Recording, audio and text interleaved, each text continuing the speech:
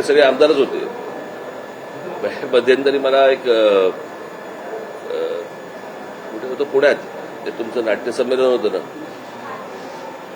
त्या नाट्यसंमेलनात मला काही राष्ट्रवादीचे नगरसेवक मला भेटायला आल्यावर त्यांना मी विचारलं, म्हटलं 5-6 जण होते, आम्ही राष्ट्रवादीचे नगरसेवक. तर मी त्यांना विचारलं कुठल्या,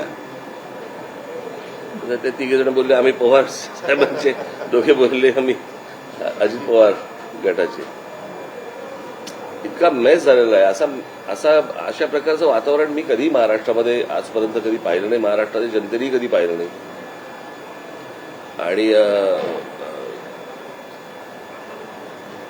माझ्या भाषणामधनं किंवा माझ्या बोलण्यामधनं सतत असं की लोकांनी, जनतेने यांना वटणीवरती आणलं पाहिजे. लोक जोपर्यंत वटणीवरती आणत नाहीत तोपर्यंत आपण जे करतोय ते योग्यच करतोय असं जर समजा त्यांना वाटत राहिलं तर महाराष्ट्राचा चिखल अजून खराब होणार. महाराष्ट्राचं वातावरण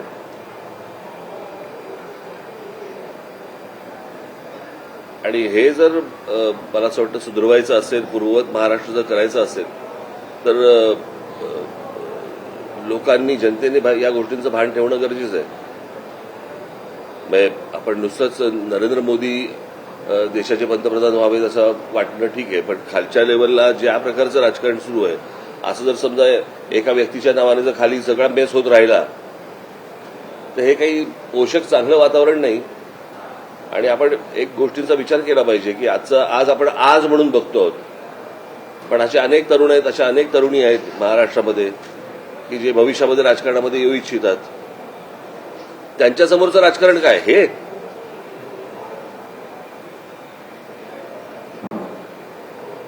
असं जर समजा त्यांना वाटायला लागलं, आज तुमच्या टेलिव्हिजन चॅनलवरती ज्या प्रकारची लोक येऊन बोलत असतात, जे तुम्ही दाखवत असता आणि तुम्ही दाखवता म्हणून ते बोलतात, ज्या प्रकारची भाषा वापरतात, ज्या प्रकारच्या शिव्या देतात, जो येणारा वर्ग आहे राजकारणामध्ये त्याला वाटतं की हेच राजकारण आहे. आपण अजून खराब करत जाऊ या सगळ्या गोष्टींचं वातावरण. मला असं वाटतं की या गोष्टींचा निर्णय हा सर्वस्वी महाराष्ट्राच्या जनतेने घेणं गरजेचं आहे, आवश्यक आहे. त्यांनीच सगळ्यांना जर वटणीवर आणलं तर, अन्यथा या महाराष्ट्राचं काही खरं नाही.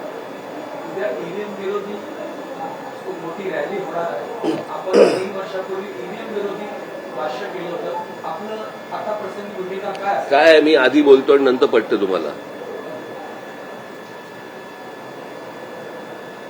बरोबर की नाही? मी मराठा आरक्षणाच्या संदर्भात देखील मी हेच म्हटलं होतं की नाही, बोललो होतो की नव्हतो? काय झालं त्याचं शेवटी?